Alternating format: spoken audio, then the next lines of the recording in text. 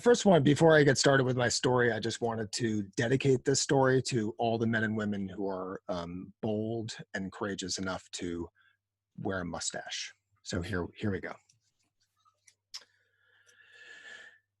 So I opened this FedEx package that was been sent recently from Emerson College to find an envelope inside, which had this handwritten note attached to it with a paper clip. And the note read something to the effect of, hey, Mark, this letter was delivered here this week. We've had our public safety team take a look at it, and they don't believe that there's any cause for concern here. This kind of stuff shows up on campus often, usually without any kind of consequence.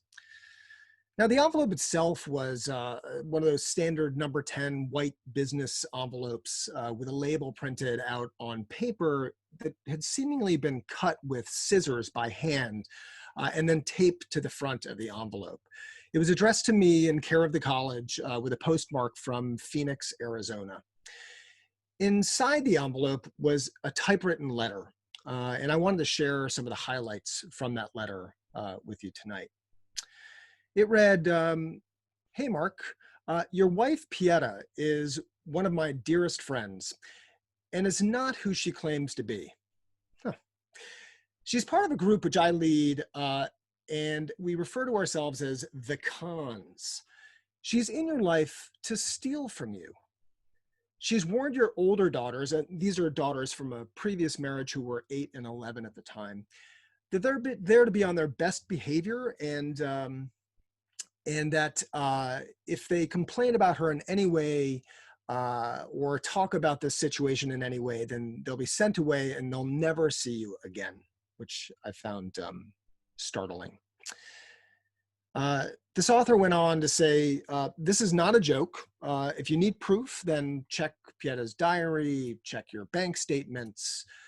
They said, well, why am I telling you this? Well, because Maggie, who is our baby, Pieta and my baby, was not part of the plan.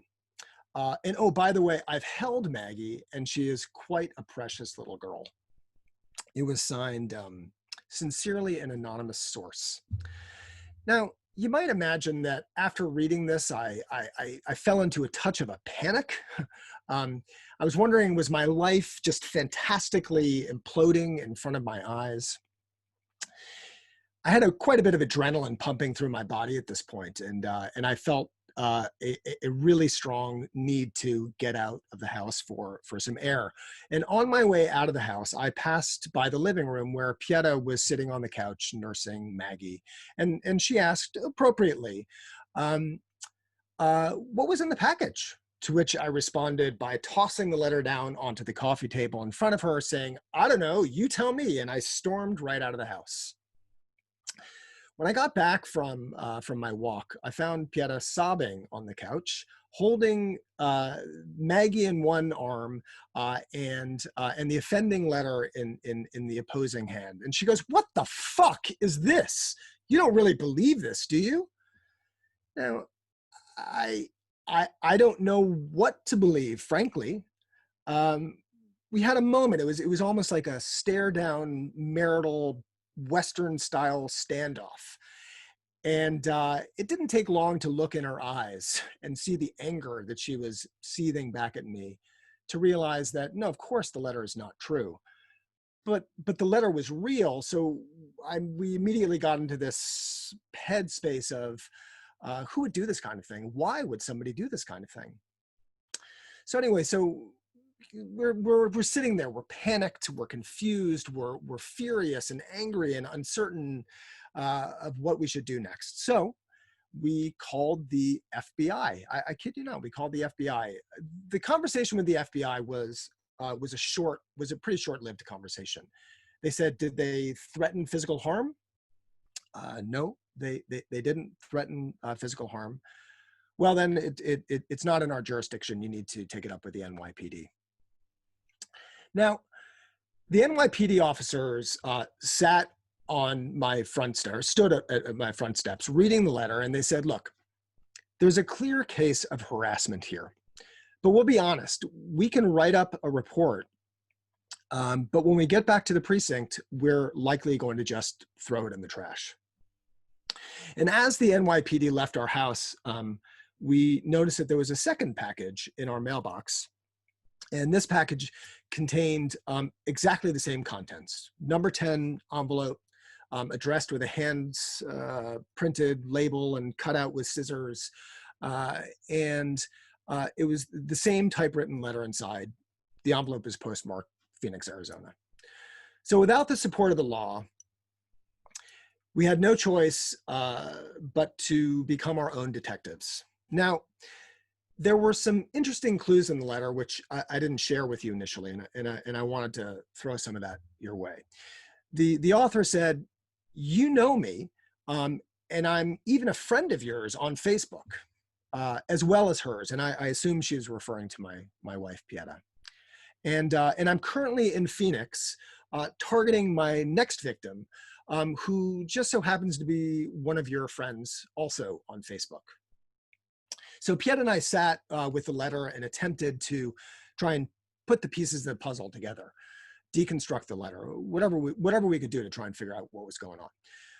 How did this person know so much personal information about us? Let's see, there were two letters sent to two different business affiliations that I had, and that information was pretty easily accessible on places like LinkedIn online. The author mentions my wife and youngest child by name, but they didn't refer to my two older girls by name. And if Facebook was the source of all this information, this personal information that they had, that seemed to make sense because my ex-wife and I had an agreement that any social post would not mention our daughter's name. Now, my relationship with Pieta was born in the age of Facebook, so our life together, which included details about Maggie and photos of life events, they were all readily accessible to anyone who I was connected to, but only those who I was actually connected to on Facebook, not for the general public. So it seemed like Facebook was becoming a more relevant part of this story. But what about the Phoenix postmark? I mean, how does that fit in? And we're really trying to understand that. I considered a set of interactions that I had had on Facebook around that time with a woman named Allison. And Allison and I went to high school together, although I can't say that I knew her or had even spoken with her probably ever. Honestly, the only reason that I was connected with Allison on Facebook was because so many of my other close friends from high school were also friends with her. So I figured maybe I just didn't remember her and I didn't want to be rude. But the thing about Allison was that I had defriended her recently, not just once, but 3 times. As you know, each time I would defriend her, she would come right back and hit me with a new friend request. Um, and you know, you might ask yourself, why did I defriend her out of all these other people? And it's because she was an oversharer. And I think anybody who's listening tonight who is on Facebook understands the type of user I'm describing when I say oversharer. The final time I defriended Allison, I couldn't handle the shame of a new post-defriending friend request, so I blocked her. And the block prevented the possibility of a fourth friend connection. Oh, and one more thing about Allison. She was my only friend on Facebook who actually lived in Phoenix. So there's something in that. So I'm starting to consider the possibility that Allison was so upset about being blocked that she was motivated to write and send this letter. But that just seems so nuts to me. So I decided to contact her and share a scanned copy of this letter. And I figured if I packaged it, if I packaged the communication as a concerned heads up and see how she reacted to that. I mean, you know, the letter speaks about a victim in Phoenix and that I'm also connected to that person, that victim on Facebook. Maybe the answer might be telling in some way. So my approach was careful, not accusatory. I'm writing to you today regarding what is seemingly a strange set of circumstances, especially as my relationship to you is not a close one. This is what I wrote. I received these letters, blah, blah, blah. It mentions the next victim is in Phoenix and and then I'm connected to them on Facebook, blah, blah, blah. I thought you'd want to know. Please be safe. Uh, she responded almost immediately, which was frankly a bit startling. Oh my gosh, this is so creepy, but how coincidental, because someone recently broke into our house and went through all of our text files on our computer. Oh, um, she said, and is this the reason you defriended me on Facebook? Wait a minute. What? Who the fuck says that when presented with this creepy letter from somebody that you've never spoken with? So I replied, have you spoken with the police about the break-in? I mean, that sounds kind of scary. And to add to that, I said, I mean, I've got the FBI and the NYPD, plus the Boston PD and the Phoenix PD. I mean, I had to add the last two because, the mail crossing state lines. I mean, it sounded much more exciting that way. All of whom were coordinating with the Facebook and LinkedIn security teams to figure this whole thing out. They said that they were confident that they'd be able to figure it out. And it feels comforting to me to know that law enforcement is on the case. I mean, I was really trying to push the point home that law enforcement was on it. I mean, sure, I was lying, but active investigations, it just seemed to be the way to lean. And if she was behind this, I wanted her to fear that if she did more, then she'd get busted. Now, she then sends me a reply back saying, nope, we decided not to call the police about the break-in, which of course makes absolutely no sense. And then she added, you didn't answer my question. Is this why you defriended me? So, I mean, seriously, think about this for a second. She continues to ask if this is why I defriended her on Facebook. It felt pretty damning. So I responded, look, as a result of all this that's going on, I'm going to be pulling way back on my online exposure. And I think you should contact the police about your break-in. That sounds serious. Take care. So weeks went by that I didn't hear from Allison until I received an email. And in the email, she said, I felt that I should let you know that I've received a handwritten letter by way of the Postal Service. And the sender in the letter said that she didn't mean to frighten you or I, and that she had no intent of stealing our money. And it's interesting now, by the way, how Allison and I are both connected in this letter as if we're now legit friends. But the sender said that she spoke with the FBI. I mean, this is real. And because she's apologized to us both, and that no specific threat was made in the letter, that there's no further need to involve law enforcement, as if all is forgiven. And Allison said, if you'd like to see the letter, I'll ask my husband to scan it and we can send it to you. Look, you better believe that I asked to get a copy of that scanned letter. And I did. And 10 minutes later, I had it in my hands, my digital hands, my virtual hands, if you will. You know, when you're a kid and you figured if you wrote a letter with your non-dominant hand, you were certain that you'd conceal your actual identity. Well, this letter was that. It was exactly that. I wish I could show it to you right now. So after laying eyes on this handwritten letter, I was now all but certain that Allison was behind the original anonymous letter. Motivated by defriending me on Facebook, I guess. I kind of felt victorious, but I also felt a bit sad. I mean, was Facebook really so important to inspire such a crazy move on her part? So look, I mean, with the relief of this new certainty that I had, I decided to push just a little bit harder to ensure that we would no longer have to worry about Allison. So I told her that I had sent a copy of the handwritten letter to a friend of mine at Quantico. Yeah, you know, the FBI headquarters in Virginia.